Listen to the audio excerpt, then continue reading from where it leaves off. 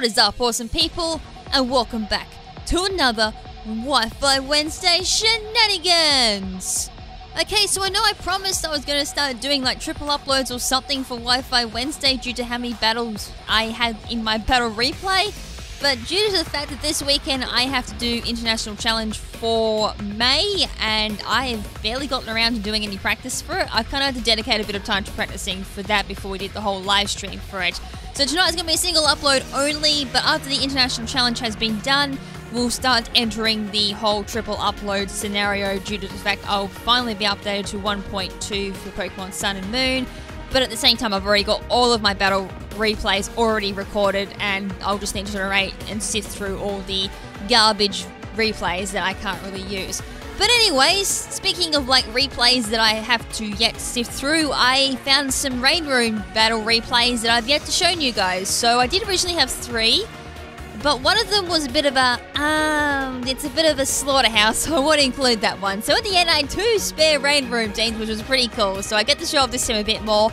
And I actually did find a few more Sun Room teams, so I'm going to go look through them and see if they're salvageable in any type of way, so hopefully I may even get another Sun Room team. I can't remember any Sand Room team left over, but if I do, that'd be awesome. Pretty sure I don't, unfortunately. See if I might do up a few more battles from that team so I can get a few more Sand Room going for you. But yeah, there's definitely more Sun Room team. There's a few more VGC 17 original battle replays going on that we go up as well for like ranked and championship ranked as well. A couple going from like transitioning from original VGC to what I have now, and probably a few more others as well when I do the practice runs for VGC 17 for the International Challenge. But I'm dribbling on, so let's get on for tonight's 2 battles, unfortunately. Normally I do 3, but tonight, as I said, it's going to be do 2 because that's all I've got left. So the very first one is up against Zeros, so I can't remember which point of the whole run this was going on. I do believe this might have been at the very start of the Rain Room team. I was practicing before I actually jumped on for the whole live demonstration of the Rain Room team for stream, as I can't quite remember where I can pinpoint this at all. Anyways, I'm going to lead with a Gengar and a Whimsicott, which is quite a scary lead here. Gengar having Fake Out immunity, and Whimsicott can spam the Tailwind support, or I can go Encore support. But no, it's got an eject button out of there after the Fake Out from my Toxicroak, going into Jolteon, which is a bit of a pain for the rest of my team, because obviously being a Rain Room, I'm very susceptible to electric type moves. It's a shame I don't have something like Togedemaru or Lightning Rod user on this team, because it definitely would have loved a Lightning Rod user by this stage. Shadow Ball goes onto the Coffericus, and I totally don't care about my special defense or anything. I get a -1 there from Shadow Ball. Trick Room goes up, which is awesome, but unfortunately, as I said, there's a Jolteon on the field, which is a huge threat to my team. There's a Gengar that's going to absolutely demolish me at this point. Going for the Poison Jab on my Toxicroak, going for that Jolteon, and I don't get the kill, unfortunately. Reaves it down into the red there. Volt Switch onto the Toxicroak. That's going to do just a little bit under half health there. That's going to swap out, go back into the Whimsicott. There's obviously something this Whimsicott wants to do for it to come back onto the field. Shadow Ball goes onto the Coffericus, but due to that going for the Protect, that turn that does fail. So turn 3, we've got Whimsicott going for the Protect, predicting that Poison Jab, going for my Toxicroak, which is a very good play because it's pretty obvious I'm going for a Poison Jab there. I'm kind of playing very predictable here. Going for the Shadow Ball onto the Gengar, bringing that down to the red. Unfortunately, I get the Curse Body, but it's not like it's going to matter. I'm going to go down to a Shadow Ball this turn anyways. Go for the predictable Poison Jab onto the Whimsicott. That gets protected, so that wasn't a great turn for me. Probably should have actually redirected one of my moves to Gengar, which was probably one of the greatest misplays of this match. Instead, I went very predictable. So, turn 4, we got a Feraligatr onto the field, replacing the Coffericus. Whimsicott going for that double Scumbag Protect there, actually getting it, which is absolutely amazing. So my Poison Jab once again fails, which is not cool. Going for the Waterfall on my Feraligatr, so taking out the Gengar on the very low health there, which is awesome. That's actually major throughout the way as well, because that's just demolishing my team. And going into the Dragonite as replacements, this is one of their last Pokemon in reserve. Of course, their last Pokemon, of course, being Jolteon. So Poison Jab finally goes through, hits the Whimsicott. That's definitely going to take it out with a ×4 weakness to Poison. So that's awesome. Didn't really see what that was going to do, other than like probably go Encore or something like that. Ice Punch is going to hit that Dragonite with my Feraligatr. Unfortunately, down to the red once again. So going for the Supersonic Sky Strike here. I'm assuming it's going off something like Fly or something like that. I can't think of any other flying type moves Dragonite could potentially running a Z flying on. So Supersonic Side Strike, who is this going to go on? I'm assuming it's going on Feraligatr because Toxicroak isn't really much of a threat, I guess. So it's going to smack my Feraligatr, and that is going to bring me down to the 29, and of course, Trick Room decides to disappear. Just seems to be a running gag with me at the moment. Every time I need Trick Room, it always disappears. So I'm going to swap out my Toxicroak. Hopefully I can bring that in, go for Fake Out, and just quickly chip off whenever I need it. So I'm going to go for Pelipper here, hoping both of them maybe just target my Feraligatr. Just maybe? Maybe, please? So I go for Protect on Feraligatr because I'm like, if they do target me, at least then I'll get to keep my Feraligatr. But no, it seems like they wanted to play awesomely here and go for that right side of the field. So Pelipper goes down to the Focus Sash. I'm like, okay, so they do hit Feraligatr with Outrage, which chooses its opponent randomly to who it want to target. Volt Switch onto my Pelipper, that's going to take out the Pelipper. I'm like, okay, so maybe, just maybe, that the Outrage is going to somehow fail. I don't know how I was going to be optimistic there.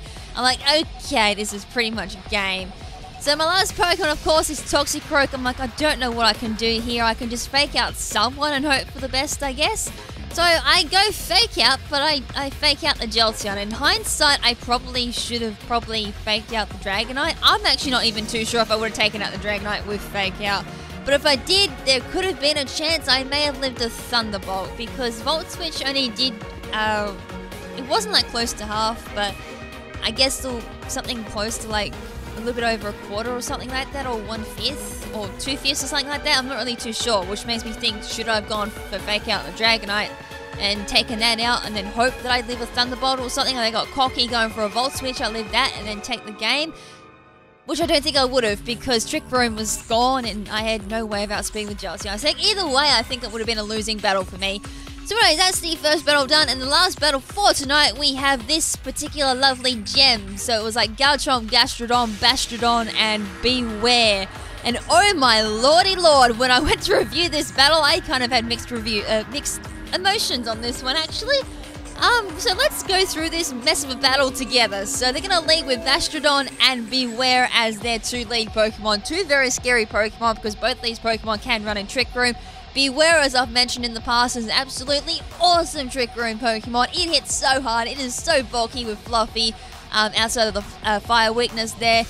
It is such an awesome Pokemon to use in Trick Room. There's obvious reasons why I have yet to use it in Trick Room because of that reason.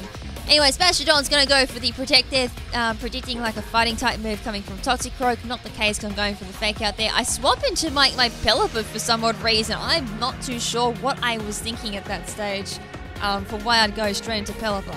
Anyways, they're going to bring in the Gastrodon there, thinking I went for like a Scald onto the Bastrodon. And Beware has a Thunder Punch, which is going to knock my Pelipper down to 15 health. I go for Hurricane here. So that's going to smack the Beware, and judging from that damage, because I think I was running 252 EVs and Special Attack. If I wasn't, then let the outro correct me there. But that must be running Assault Vest or something, because that took that really well there. So I went for Drain Punch on the Gastrodon, going very cocky, thinking I'd take out the Beware with the Hurricane, which obviously I didn't. So this is going to be very interesting. Going to my Trevenant here, hoping to absorb like a Thunder Punch or something, and instead the Beware goes for Return on the Toxicroak. Going to smack that down to the orange with 69 HP left. And I swap into an Ice Beam from the Gastrodon, which is of course going to be super effective, knocking my Trevenant down to about quarter damage there. Finally go for the Drain Punch on Beware, and that's just tanking the moves like there's just no tomorrow, bringing the Beware down to the red. So Dry Skin's going to activate there, and I don't know what happened at that last point there. I know Gastrodon avoided something. So Gastrodon's got leftovers, but it's going to heal itself a little bit there. So here we go, turn 4, and things still don't look up for me. Gastrodon's going for the Protect there, and I wasn't too sure by this stage if I had Protect or not. Return's going to absolutely demolish my Toxicroak here, so that's good night Toxicroak. It was good to know you by this stage. Go for the predictable Horn Leech, and of course it's going to Protect it. So I was like, okay, let's go Protect. It can't go Protect next turn, so it's either going to swap out into something else, or it's going to stay in or try to double Protect or something. Go into my Pelipper here, and I should still have Trick Room around, I'm assuming? Or, no, Trick Room hasn't gone onto the field yet. What's going on, KrimZen? Okay, that's something I've got to wonder about. Why is there no Trick Room on the field? Go and Protect here, so I'm assuming I'm going Trick Room this turn. predict the Thunder Punch happening there, so that was great. Trick Room finally goes onto the field, like we're 5 turns a little late here, so as I said, not too sure what's going on here, but it looks like I'm finally pulling around and actually playing decently here. So heavy slam from the Bastiodon here. I was like, should have seen that coming because Bastiodon outspeeds both these Pokemon in Trick Room. Wasn't really too sure if this person was running like the 0 IVs in speed or whatever, but it's pretty obvious that they did because both of them are running Hindering Nature for speed and the 0 IVs. So I went for Rock Slide there to just take out the Beware and hoping to break the Sturdy on Bastiodon.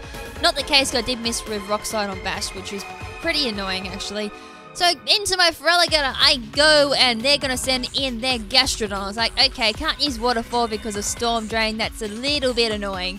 So Bastiodon goes for the Protect here. I was like, okay, that's kind of not good because I wasn't what I went for. Went for Horn Leech because like, okay, just in case they protected or not, then that's cool.